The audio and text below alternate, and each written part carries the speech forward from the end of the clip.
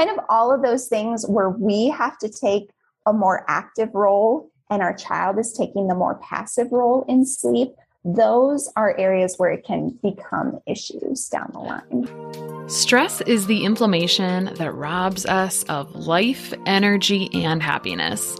Our typical solutions for gut health and hormone balance have let a lot of us down.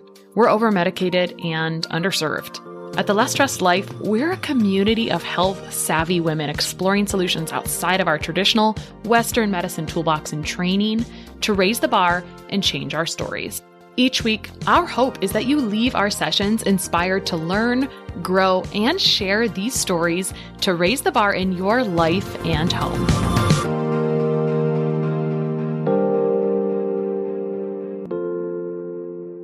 All right, today on The Less Stressed Life, we are going to talk about specifically sleep with kids and helping your kids sleep because it's such a stress-inducing piece of life, right? Like if you cannot sleep, then nothing else is going to work, period. And unfortunately, there are reasons that we biologically do not sleep, sometimes as adults, but when someone else is waking us up, like our kid or our dog, it sucks, right? And so that's why I invited Carianna Gibbs, who is a child sleep expert, to come and chat with us today about what's normal, not normal, what you can do about it. So let's talk a little bit about Carianna. She is just a lovely lady. She is a pediatric sleep consultant, a mom of 2 boys that helps tired and overwhelmed moms teach their little people to love sleep, offering no nonsense sleep advice for ages 0 to 5 years old. And I love how specific that is. And that makes perfect sense. And hopefully we kind of get into every little bit of a section of sleep and what's kind of normal, not normal. Welcome, Carianna. Hi, I'm so glad to be here. Thank you, Krista. Yeah. I always think this is a great first question. How did you get into this? Because you certainly, when you were graduating and doing career tests in high school, you did not say, I'm going to be a sleep consultant or a pediatric sleep consultant. So tell me about what a pediatric sleep consultant does and how you got into it. Yes. So my job as a pediatric sleep consultant, I work with the ages 0 to 5 years. So anywhere in there when families are struggling with sleep, that's when I come in and help and just say, how can we maximize their sleep? How can we, get them into some healthier habits that will suit them and their sleep needs more. So that's what I like to do. And honestly, it started because I had 2 boys and they were terrible sleepers when they were born. And when I was a first-time mom, I was just kind of under this impression that I was going to be able to lay my newborn baby in his crib and that he would just magically sleep. And I just hadn't put any thought into it. And then when he came, that's very much not what happened. And it was a struggle. And so I did lots of reading, did lots of research. With my second son, I actually ended up working with a sleep consultant myself. And through that, that's how I kind of decided, you know what, I want to do this. This is amazing, helping families. And so I went through a certification process and started building my business from there. Yeah. How old are your kids now? So when did you start doing that? Yeah. So I have a 5 and a 7-year-old. So gosh, I can't believe it's been 7 years since I brought that newborn baby home and he wouldn't sleep. Mm-hmm. Exciting. And you saw a sleep consultant, you said for the second child, not for your first child, right? Yes. So with my first son, we did a lot of reading on our own and kind of did some sleep training on our own. And he was just, ever since then, he's been kind of like my angel sleeper almost. He's been really easy once we initially sleep trained him. And then my second son, we tried to do kind of the same thing. And that's when we realized, you know what, we need some more personalized help because what we know how to do isn't working the way it did with our first son. And so that's why we called some help in. How old was your second when you called in help? He was 6 or 7 months, around there. Okay. So I'd actually love to know, here's where we're going to head. Cause you just dropped a comment that may be familiar to some people and it may not be to other people. So we'll talk about sleep training in a minute, but we're talking about a 7-month-old and you kind of have, I feel like some stuff broken down in sections on your site, like 0 to 12 weeks, or 0 to 4 months, 4 months to 2 years, and then 2 to 5 years. And so actually, can we break down those divisions so we can help? I think I'd like to visualize Like what's normal for sleep in these stages? Because it feels like these are intentional stages that you've kind of segmented in, and correct me if I'm wrong, but like, let's just say what's like normal amounts of sleep, maybe for those age groups, or anything else that you would want to say for each of those age groups. Yeah, that is a great question. So what I would say with the kind of that first age group, the newborn stage is what I call it. Usually that's about 0 to 3 months, right in there. And the thing with newborns is their sleep is just so up and down. Really anything is considered normal. I try to stay away from like telling parents like your newborn should be sleeping X amount of hours in a day, or this many naps, or that their naps should be, 2 hours long, because every newborn is so different. And honestly, newborn parents don't need more to be stressed about, to be trying to hit specific numbers. So everything we do with the newborn stage is all about setting up safe sleep habits and kind of laying a foundation for sleep that they can then draw on as they get older. So I'm always just talking about practice and exposure at that age. Try laying them down awake, try setting them in their crib for sleep, but it's all low-key practice, because sometimes newborns just need to be snuggled more, and there's nothing wrong with that. Right. There is like kind of a shift where we have to go from newborn stage where we're sleeping pretty well, or maybe if baby's fallen asleep at the breast or milk drunk all the time. And then there comes a time where it's like, oh crap, I would like to not have my baby falling asleep. I would like him not to have to pacify them to necessarily go to sleep. And so that might fall into that second stage, which is, you said 0 to 4 months is newborn, right? Mm-hmm. Okay. Yeah. And so we call 4 to 24 months what?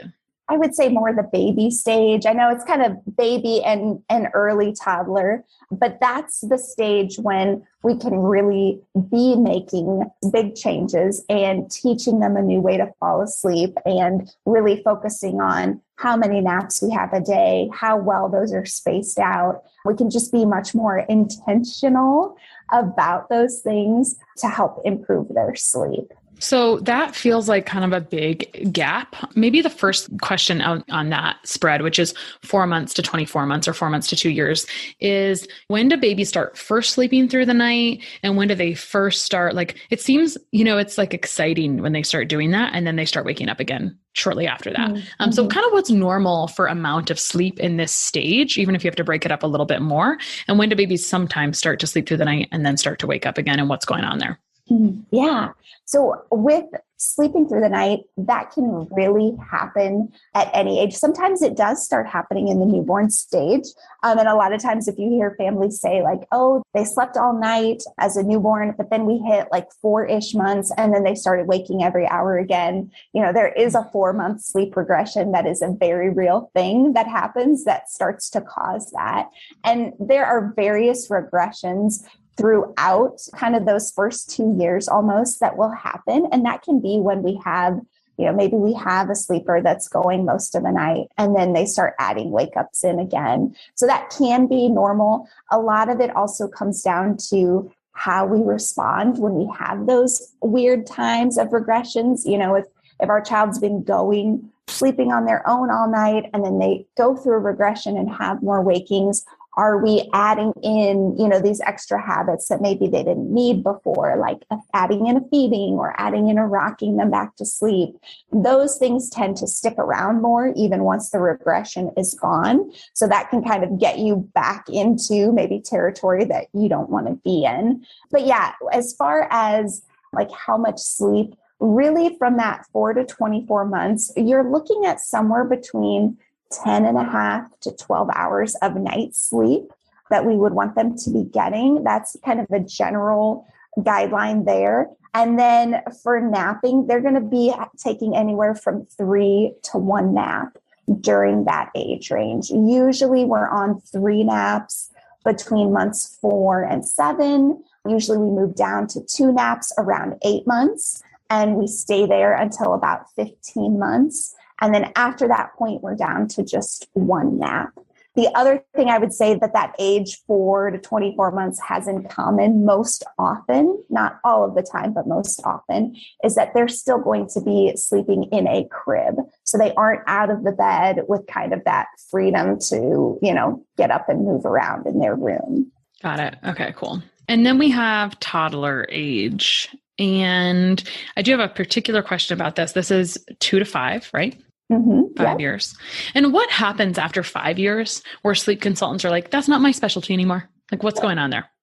Yeah. So the main thing I would say is just that a lot of the certifications that are out there that I go through to become a sleep consultant, that those kind of cut off at 5 years. So it's like to do, older children, teens, even adults, it's going to be a different type of certification. Now, a lot of the things that we teach, honestly, for babies on up is very much similar to adults, things like a good routine and getting enough sleep. Like it doesn't just magically change because you become past 5 years. And I have worked with some 6 and 7-year-olds in there as well. But yeah, that 5-year mark is just it's not a magical age. It's just kind of where I've chosen to keep my niche in. Mm-hmm. Right. For sure.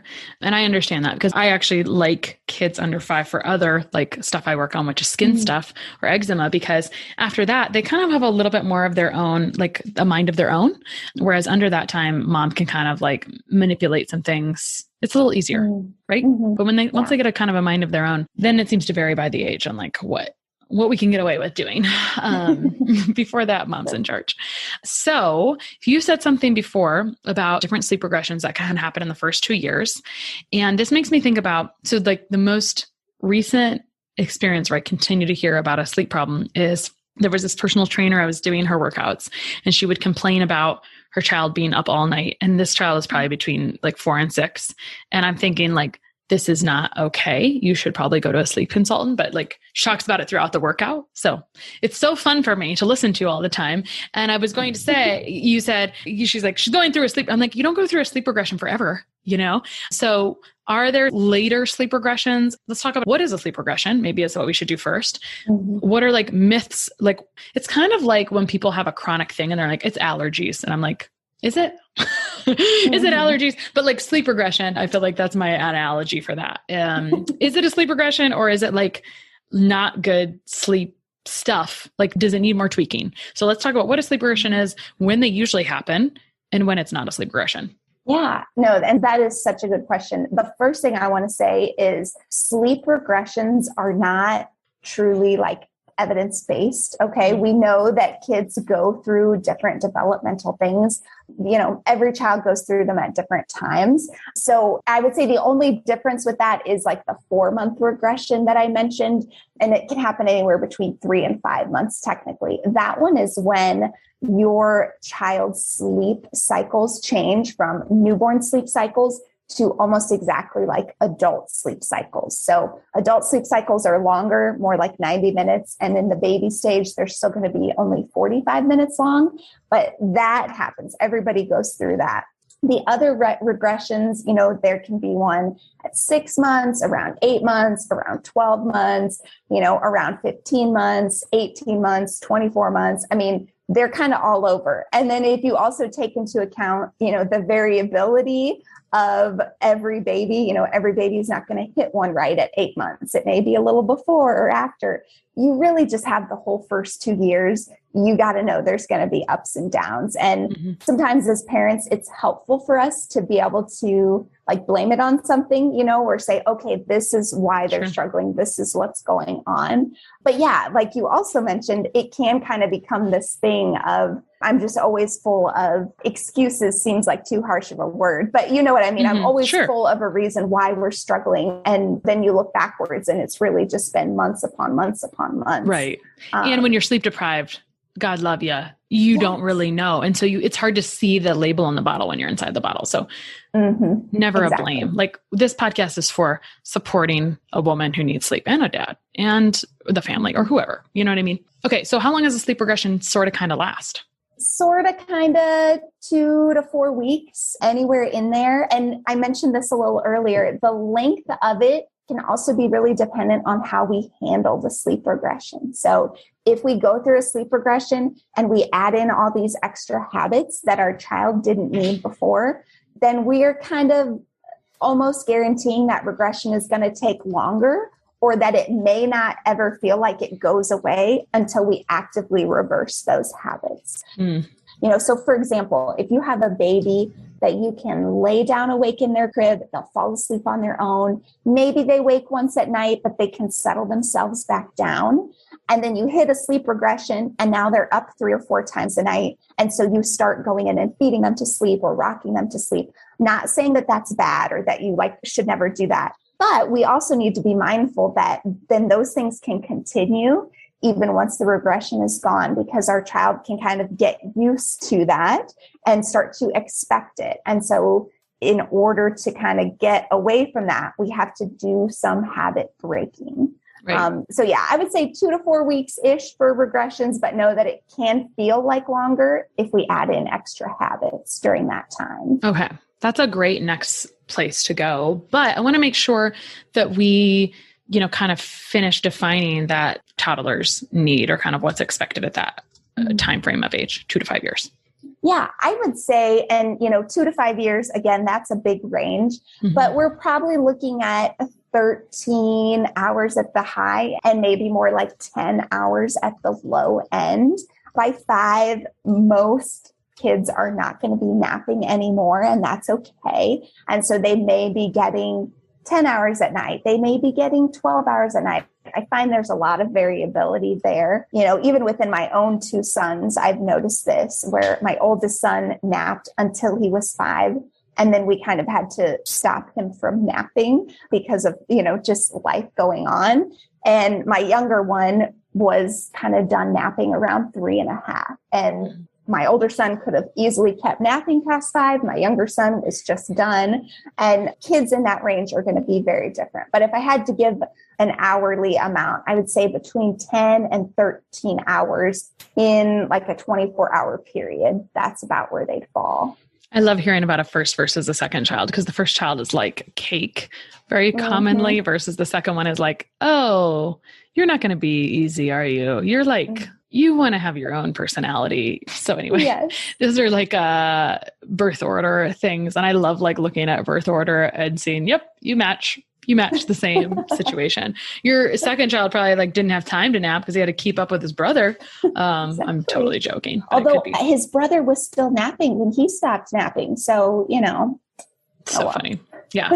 Okay. Let's talk about maybe accidental habits, or kind of like a screening tool, if you will, things that we're doing that are not supporting sleep that we accidentally, like you said, add, and you've kind of alluded to some of them. Let's go ahead and put them in a list of things that could be screwing with your child's sleep schedule, potentially. Yeah. Yeah. And so first thing I want to say, the things on this list you may be using or someone could be using, and sleep could be going A-okay, great.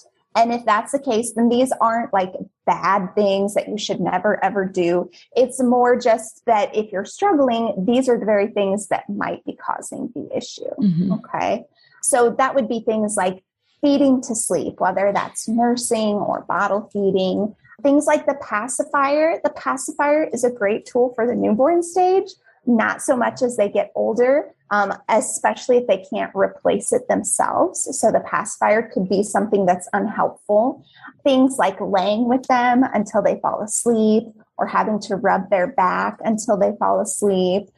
Some funny ones that I've heard time and time again is having to bounce on the yoga ball while you hold your baby to get them to fall asleep. So kind of all of those things where we have to take a more active role and our child is taking the more passive role in sleep, those are areas where it can become issues down the line. I like the way you said that. Anything where we take an active role and our children take a passive role is a potentially an issue. And that is a cool way to just summarize a lot of potential situations that are going on. So that's a checklist of accidental habits, or things that we take an active role in and our child takes a passive role in. How about the thing that the child is taking the active role in and not on the parent? It's not a habit. It's these are causes of sleep. For example, nighttime itching or eczema, maybe teething. What else would you put on the list of these are reasons that maybe a child will have disturbed sleep?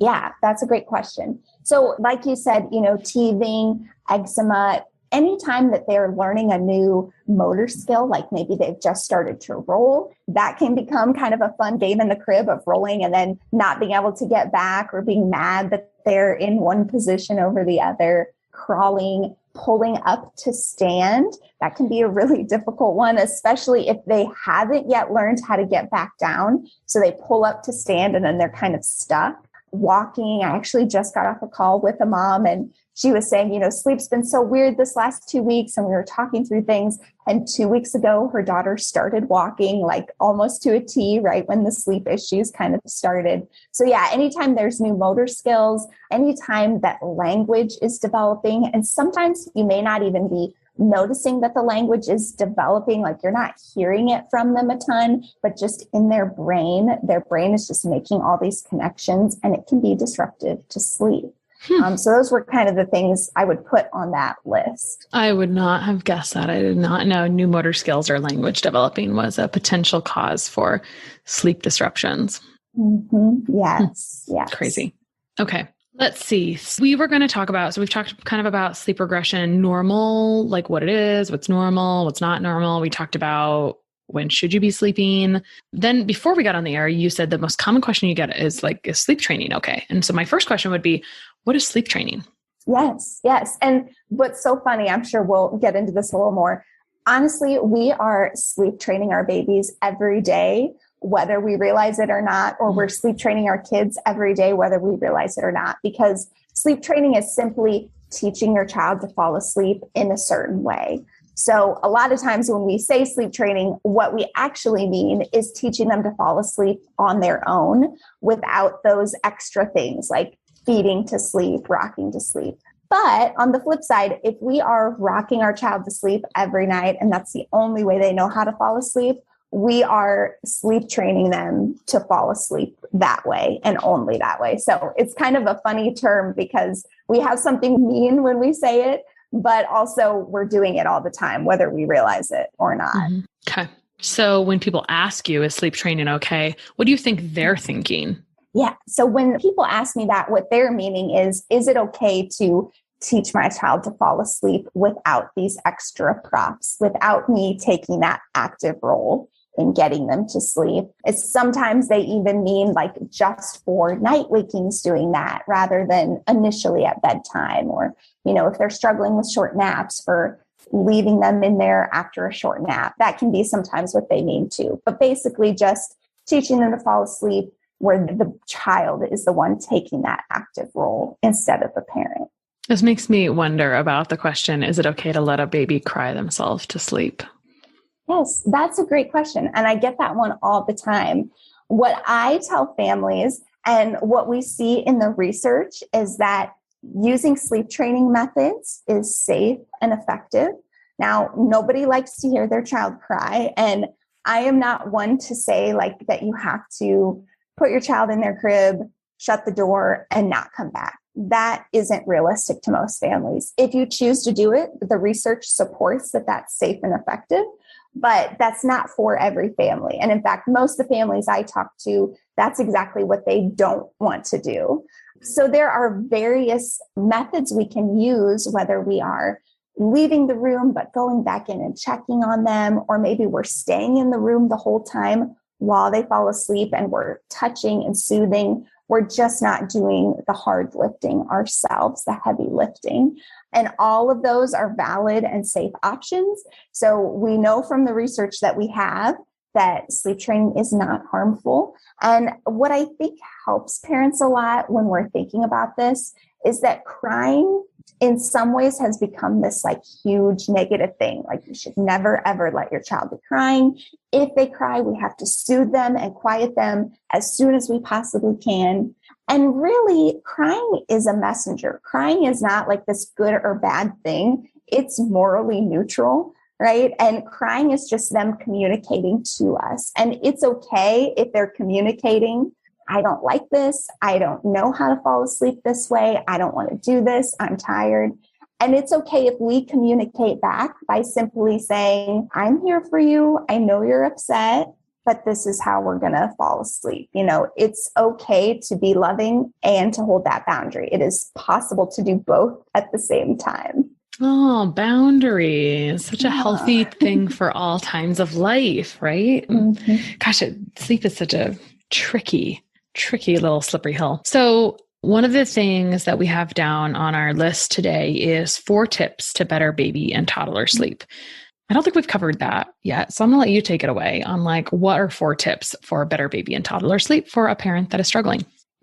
Yes. So 4 kind of main things, and there are always going to be more than just these 4, but I would say these are the main things that I specifically tackle with the families I work with because they're just very core to our sleep.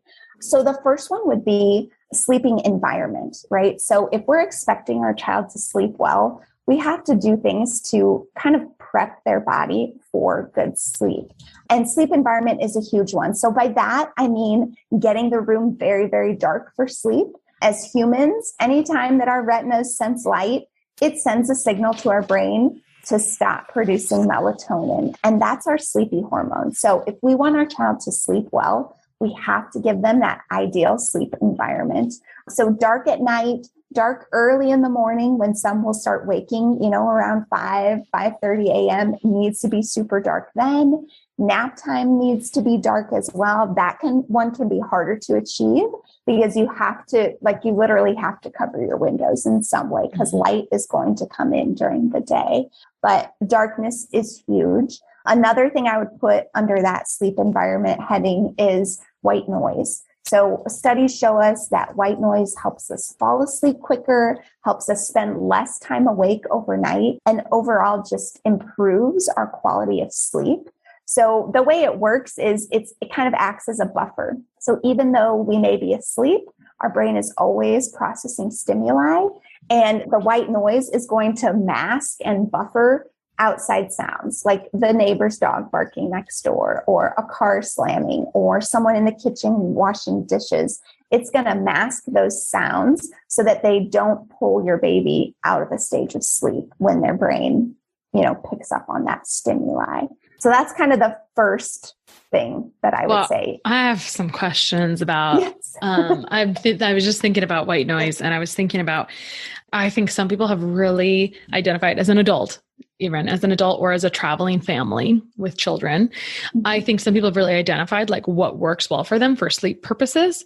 And we used to very much rely on a sound machine. I had my middle child who, my second child who absolutely controls everything, kind of like, the second child does. She really wanted to listen to this melody on the noise machine. That was horrifying. I was like, I cannot listen. No one can listen to this. Anyway, I just think about, we used to travel everywhere with our noise machine. And even now we stay in a place often where I feel like those early morning sounds are annoying. And I live in the country. So even traveling to cities, I have now realized I actually struggle with that a fair amount. So I like when you say our brain is always processing stimuli, even if we're asleep. I think that's goes along with kind of when you kind of think you're sort of going to just take a quick little cat nap or close your eyes for a few minutes and you think you're you never really feel like you slept, but yet you obviously did sleep because a couple hours passed or something like that. This is almost what it reminds me of. It's almost you're still processing things. And so you're not really into to be asleep, a stage of sleep discussion probably. What my real question is here is, what are some of your favorite white? Because I actually would love to have a new white noise machine without any child sounds on it. Meaning I don't want the option for a melody because I cannot sleep to this. And my oldest daughter's I hate this thing. And we haven't used it for a long time, but going back to hotel thing, it would be great to have the fan. And a lot of them do have a fan one, but I'm just curious if you have any favorites. I actually had a client once who had to, have you ever heard of brown noise?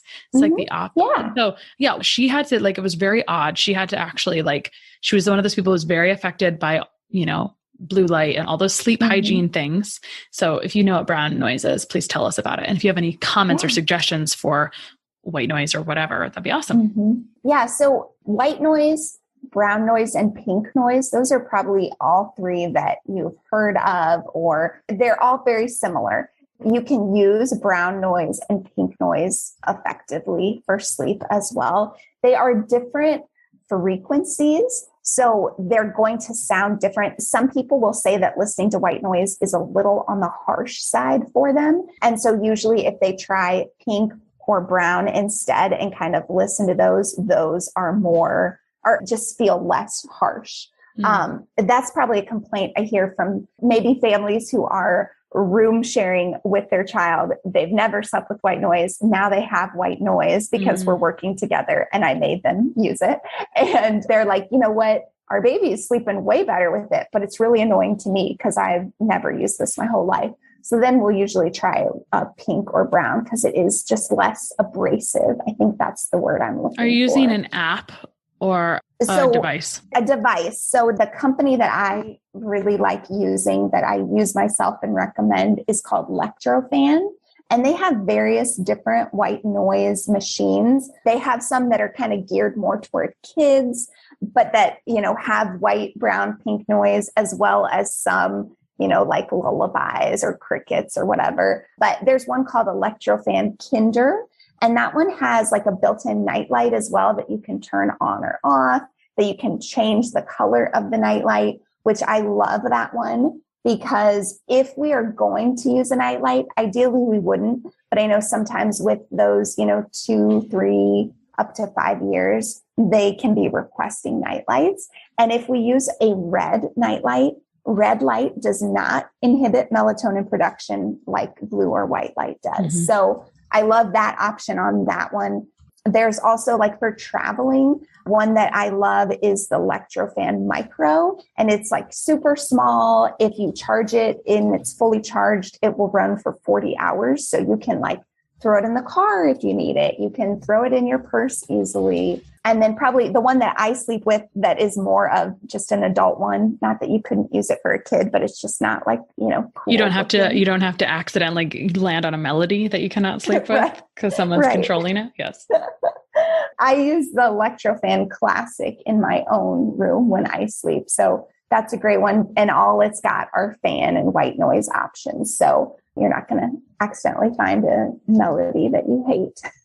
So are you saying that this brand, like, it literally does it speak to brown or pink noise if they're finding that the white noise is a bit harsher? Yes, it does. And I believe that, I don't know about the Micro, if that one has pink and brown noise, but the Classic and the Kinder, those do have those different options you can choose, which is nice. Thank you. You reminded me that I had wanted to buy a new one. So thank you for the recommendation. Okay. So sleep environment, dark room, something to keep the noise level steady and not like you're having stimuli, essentially. What else for tips for better baby and toddler sleep? Yeah. So next thing I would say is having that age appropriate schedule. So making sure that your child is taking the right amount of naps for their age, that they're not awake for a super long time before their nap or too short of a time. Those things can all be really disruptive to not only their napping, but also their night sleep. It's all kind of connected.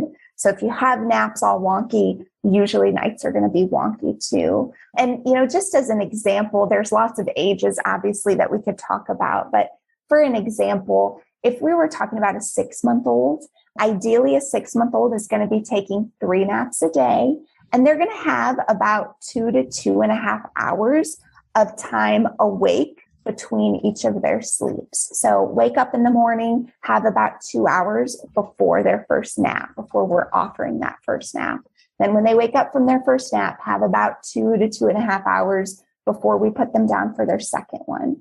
And what that timing does is it ensures that they're not getting overtired because we're not keeping them up too long. So they're not getting overtired. Their body's not producing extra cortisol. Their body's not giving them, doses of adrenaline to keep them up, which then makes it that much harder to get them to sleep later when you try. And then on the flip side, it also makes sure that we're giving them enough amount of awake time during the day so that they don't make up for it at night by trying to be awake a lot at night. So kind of finding that perfect schedule based on their age is the next thing that I would say is really crucial. Okay. What else? What's next? The next piece, and this is one we kind of already discussed, but is that independent sleep piece. So where your child is the one taking the more active role in falling asleep rather than it being on you. I mentioned earlier that, their sleep cycles are about 45 minutes long, and there is a potential every 45 minutes when they're transitioning from one cycle to the next, that they may briefly wake up. They won't wake up every time probably, but there's that potential each time. And so if they're having a brief waking and they're kind of realizing, oh, now I'm in my crib and last I was awake, I was snuggling with someone, it's very jarring for them. And so they're going to need that help to go back to sleep. So if we can teach them to fall asleep on their own first, then they're going to be able to recreate that all throughout the night. And they wake up from a short nap, they're going to be able to have those skills to fall back asleep. Cool. That's like interesting to think about, right? They're just waking up and realizing, what in the world? I was on a warm belly before this. Anyway, just it'd be like if we as adults like fell asleep in our beds, snuggling our partner, and then we woke up on the couch by ourselves, like it would be like, whoa, what's going on? Like, you're not scared of your couch. A couch is a fine place to sleep, but it's not where you initially fell asleep. Right. Yeah. That is kind of funny. It's funny to think about that from baby perspective. So, all right. What's the last one? So I would say the last piece is just about having consistent, predictable routines. So that's going to include things like the bedtime routine, that we have something very specific we do every night. And this is important for baby, toddler, preschooler age, all the way up to adults. I mean, adults sleep better when they have a predictable routine that they do every night before bed. It just is a great signal to our brain, prepping us for sleep. And especially with kids who have ups and downs all day, that predictability, there's a lot of safety and security in that for little ones. So having that consistency, and then I would say it goes even beyond just the bedtime routine, but to how we respond to them when we do lay them down. And if they do have a rough day or a rough night, maybe they're going through a regression. If we have a consistency with which we respond to them, and we know like, okay, if they struggle, I'm going to do X, Y, and Z. And we do that every time. That really helps them know what to expect rather than feeling like they need to try all the things to see what mom and dad are going to do or what their response is going to be this time. So consistency, I would say, is just huge, especially if you're struggling with sleep. And to have like a toolbox as a parent, from the parent perspective, is an important piece of keeping your cool. I'm not saying that from experience. I'm saying that from being empathetic as you're talking about it, because my last two kids, 21 months apart, and as you mentioned, you can have sleep up and downs for 2 years. And so that's why having kids 2 years apart, I always feels like a fog for a couple of years, or like you have twins, if they're a couple of years apart, I mean, it's close enough. And so, that when they share a room, which makes sense. It's funny, when they grow up kind of sharing a room, because then they're like, I'm going to keep sharing a room with you. But then they also kind of gang up on one person sometimes. And so it's good for a parent to have like, here's what I'm going to do about this. And maybe I'm going to take a break from it if it's not going well, because I think it's actually a pretty big struggle for a lot of people. So it's consistent, predictable routines.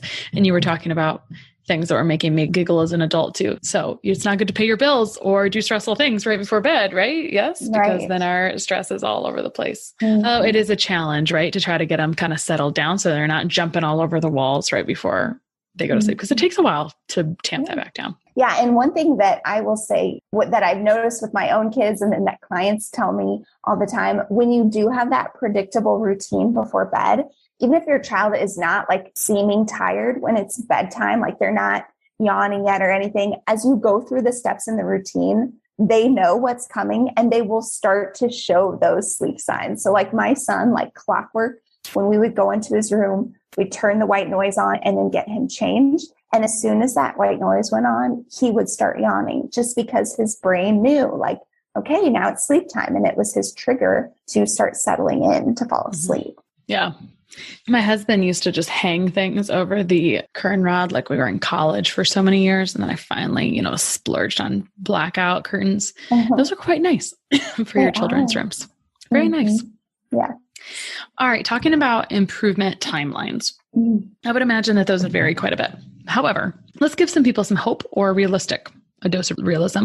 What are some like normal, this would vary a ton, but like what could your expectations be for starting to see progress or improving your sleep if you're starting to put things in place in the right way?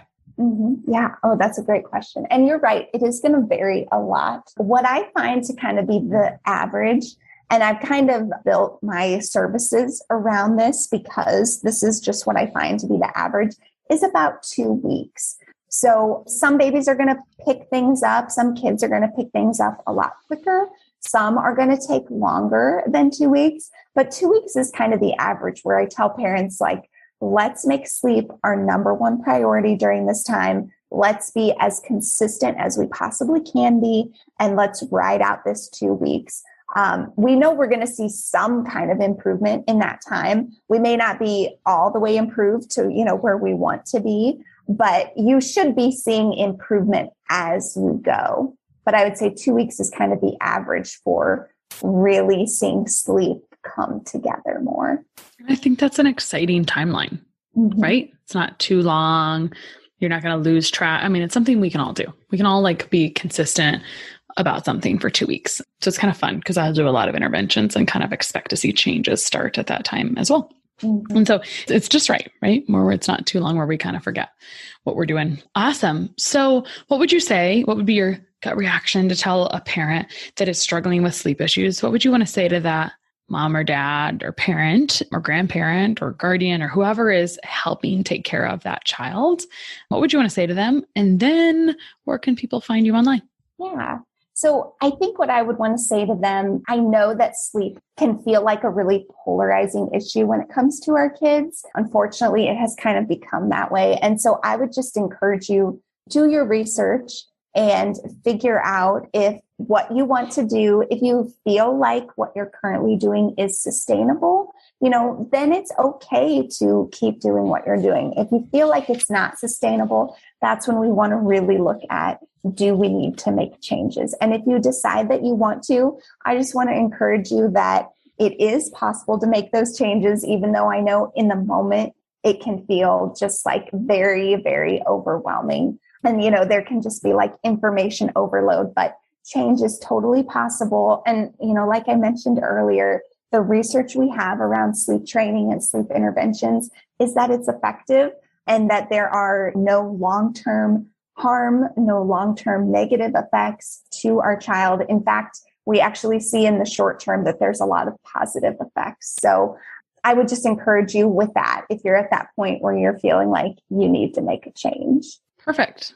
Where can people find you online? I know you have some great resources on your website. Thank you. Yeah, so you can find me online at allthesleeps.com. And I do have a fairly extensive blog on there with just tons of free resources. So if you're kind of in the researching and reading phase, that's a great option. I also have several different free downloads that you can check out. I have one specifically for that newborn stage, one specifically for that 4 to 24 month stage that walks you through those age appropriate schedules like we talked about. So that will talk you through that. And then I also have one for the 2 to 5 range. So definitely check those out if you're looking for more detailed specific info. If you're on Instagram or Facebook, I'm on them. I'm on Instagram a lot, but All the Sleeps is where you can find me. And I do lots of Q&As and resources there as well. Perfect. Thanks so much for coming on today. Yes, thank you for having me. Sharing and reviewing this podcast is the best way to help us succeed with our mission to help integrate the best of East and West and empower you to raise the bar on your health story. Just go to reviewthispodcast.com/less stressed life. That's reviewthispodcast.com/less stressed life. And you'll be taken directly to a page where you can insert your review and hit post.